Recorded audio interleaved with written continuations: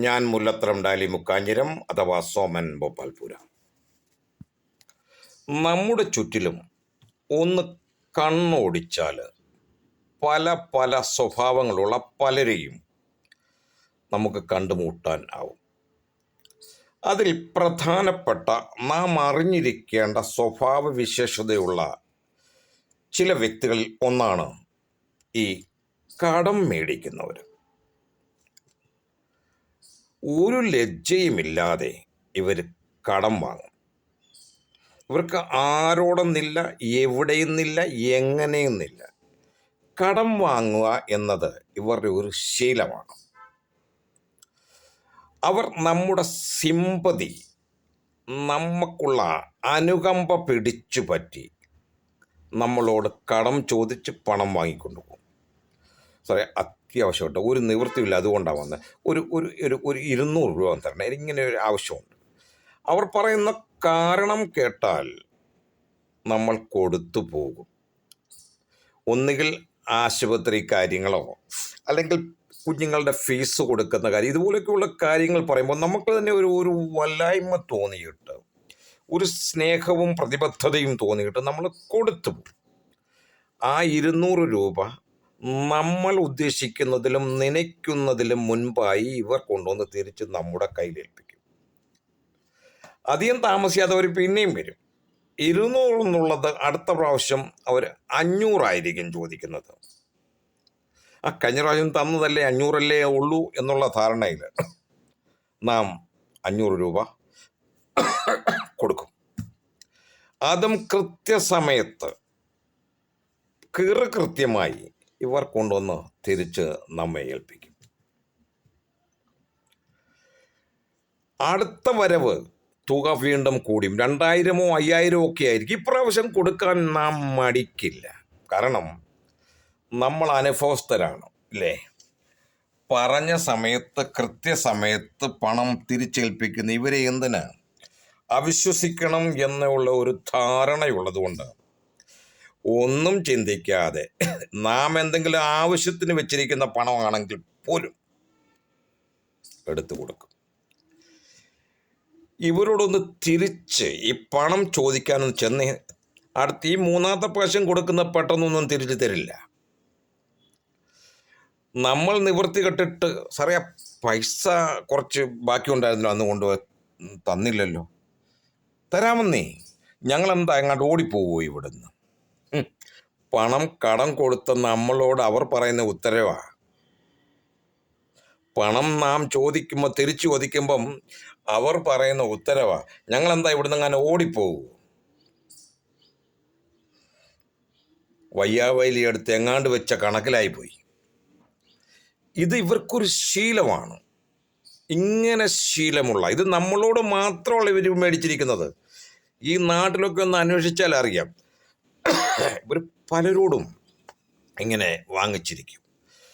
അല്പം കൂടി നമ്മൾ തറപ്പിച്ച് ദേഷ്യത്തിലൊന്ന് സംസാരിച്ച്, ഞങ്ങളുടെ പണം വേണോ കേട്ടോ, ഞങ്ങൾക്ക് ഇത്രാം തീയതി ഞങ്ങളുടെ നിന്ന് മേടിച്ചുകൊണ്ട് പോയി പൈസ തിരിച്ചു തരണം എന്ന് പറയുമ്പോൾ അവർ ചോദിക്കും, ഇത് കിട്ടിയിട്ട് വേണോ നിങ്ങൾക്ക് കഞ്ഞി കുടിക്കാൻ? ഇല്ല, നിങ്ങൾ കഞ്ഞി കുടിക്കത്തില്ലേ? ഇങ്ങനെ തിരിച്ചടിച്ച് ഇവർ സംസാരിച്ച് കളയും.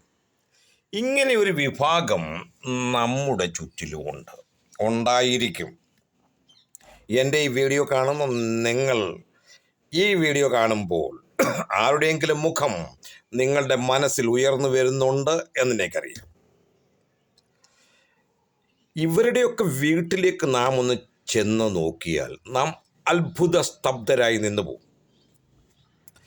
ഇവർ നല്ല VIP ആയിട്ടാണ് ജീവിക്കുന്നത്. അവർ കടം മേടിച്ചാണെങ്കിലും എങ്ങനെയാണെങ്കിലും അവരുടെ വീട്ടിലില്ലാത്ത സാധനങ്ങൾ, ഉപകരണങ്ങൾ ഒന്നിനും ഒരു കുറവും കാണില്ല. ഇവരിങ്ങനെ ഒരു ശീലമാക്കി, 500 പോട്ടെ, 1000 പോട്ടെ എന്ന് പറഞ്ഞ് മറ്റുള്ളവർ ഇനിയും ചോദിക്കത്തില്ലല്ലോ, ഒന്ന് കൊണ്ടുപോയതല്ലേ ഉള്ളൂ, ഇനിയും ജീവിതത്തിൽ ചോദിക്കത്തില്ല. ഇങ്ങനൊരു ധാരണയിൽ നാം വേണ്ട പോട്ടെ എന്ന് വെക്കുന്നത് ഇവർ ഒരു മുതലാക്കി മാറ്റും. ഈ മുതലെടുപ്പാണ് ഇവരുടെ വിജയവും വിജയ രഹസ്യവും. ഇങ്ങനെയുള്ള ഒരു പറ്റം ആളുകൾ നമ്മുടെ ചുറ്റിലും ഉണ്ട്. എന്നാൽ ഇവർ നമ്മൾ അറിയാതെയാണെങ്കിലും കൊടുത്തു പോകും. ഈ 3 പ്രാവശ്യം നമ്മൾ കബളിപ്പിക്കപ്പെട്ടു എന്നുണ്ടെങ്കിൽ പോലും അടുത്ത വരവ് ഇവരുടെ ആകസ്മികമായിട്ടായിരിക്കും. അയ്യോ, എൻ്റെ കുഞ്ഞിനിങ്ങനെ ഒരു സംഭവം നടന്നിരിക്കുന്നു, സാറേ ഒന്ന് സഹായിക്കണം കേട്ടോ, ദയവായിട്ട് ഞാൻ പഴയതെല്ലാം തരാം കേട്ടോ, എനിക്കെല്ലാം ഓർമ്മയുണ്ട്, ഒരു 500 രൂപ, ഒരു 2000 രൂപ തന്നേ ഒക്കത്തുള്ളൂ കേട്ടോ, ഇതുപോലൊരു ആവശ്യമാണ്. ആവശ്യം കേട്ട് കഴിഞ്ഞാൽ നമുക്ക് തരാനുള്ളത് മറന്നിട്ട് പിന്നെയും നമ്മൾ കൊടുക്കും. നമ്മൾ കൊടുത്തിരിക്കുമെന്നുള്ളത് അറിയാവുന്ന ഇവർ നമ്മുടെ ചുറ്റിലും എവിടൊക്കെയോ ഉണ്ട്. ഇവർക്കൊരു ശീലമാക്കി മാറ്റിയിരിക്കുക. കടം മേടിക്കുക, തിരിച്ചു കൊടുക്കാതിരിക്കുക, ഒരു ശീലമാക്കിയ ഒരു പറ്റം ആളുകളുണ്ട്.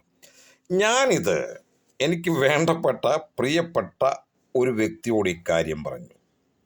ഇതുപോലെ ഒരു പ്രശ്നമുണ്ട്.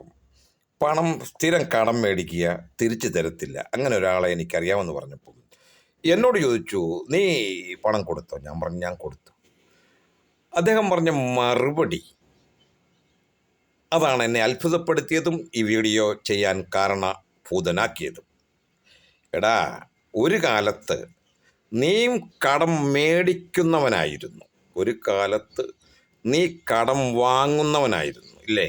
മറ്റുള്ളവരോടൊക്കെ 1 കിലോ ഉരുളക്കിഴങ്ങ് വാങ്ങണം, അല്ലെങ്കിൽ ഉള്ളി വാങ്ങണം, എവിടെ നിന്ന് പൈസ കിട്ടും എന്നൊക്കെ ഇന്നല്ലെങ്കിൽ 10-25 വർഷങ്ങൾക്ക് മുൻപ് നീയും ഇങ്ങനെ കടം വാങ്ങിയിട്ടില്ലേ? പലരോടും സമയത്തിന് കൊടുക്കാനൊക്കാതെ പല സാഹചര്യങ്ങളും നിൻ്റെ ജീവിതത്തിലും വന്നിട്ടില്ലേ? ഇല്ലേ? നീ കടം വാങ്ങുന്നവനായിരുന്നു. ഇന്ന് ദൈവം നിന്നെ കടം കൊടുക്കുന്നവനാക്കി മാറ്റി. ഈ ലോജിക്ക് നിങ്ങൾക്ക് മനസ്സിലായോ? ഇതിൻ്റെ പ്രത്യയ ശാസ്ത്രം നിങ്ങൾക്ക് മനസ്സിലായോ? ഒരു കാലത്ത് നീ കടം വാങ്ങുന്നവനായിരുന്നു, ഇന്ന് ദൈവം നിന്നെ കടം കൊടുക്കുന്നവനാക്കി ഉയർത്തി. അപ്പോൾ നീ സന്തോഷിക്കുകയല്ലേടാ വേണ്ടത്? ഞാൻ അത്ഭുത സ്തബ്ധനായിരുന്നു പോയി. ഈ പുള്ളിക്കാരൻ പറഞ്ഞതിലും ന്യായമില്ലേ? അപ്പം ഞാനീ കൊടുത്ത പൈസ വേണ്ടെന്ന് വെക്കണോ, ചോദിക്കണോ, വേണ്ടയോ?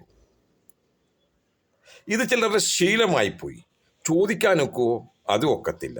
ദൈവം എന്നെ ദാനം കൊടുക്കുന്നവനായി, കടം കൊടുക്കുന്നവനാക്കി മാറ്റി. ഇത്രത്തോളം ഐശ്വര്യങ്ങളും ദാനങ്ങളും ദൈവം തന്നപ്പം അത് ചോദിക്കണോ, വേണ്ടയോ? എൻ്റെ വീഡിയോ കാണുന്ന നിങ്ങൾ ലൈക്ക് ചെയ്തുകൊണ്ടൊന്നും കാര്യമൊന്നുമില്ല. ഇതിന് ഉത്തരം ഒന്ന് തന്ന് സഹായിച്ചാൽ വളരെ വളരെ ഞാൻ കൃതാർത്ഥനാണ്. ഞാൻ പണം കൊടുത്ത ഇങ്ങനെ ശീലമുള്ള ഇവരോട് ഞാൻ എന്ത് ചെയ്യണം? ഇവരോട് പണം തിരിച്ചു ചോദിക്കണമോ? അതോ ദൈവം എന്നെ ഇത്രത്തോളം ഉയർത്തി ഞാൻ കടം കൊടുക്കുന്നവനാക്കി മാറ്റിയപ്പം വേണ്ടെന്ന് വെക്കാനോ? നിങ്ങളിൽ നിന്ന് ഞാൻ ഉത്തരം പ്രതീക്ഷിക്കുന്നു. ഒരടിക്കുറിപ്പ് പോലെ ഒരു 2 വരി, 1 വരി ഒന്ന് എഴുതിയാൽ വളരെ വളരെ ഉപകാരമായിരിക്കും. ഞാൻ മുല്ലത്തടം ഡാലി മുക്കാഞ്ഞിരം പായിപ്പാട് അഥവാ സോമൻ ഭോപ്പാൽപുര.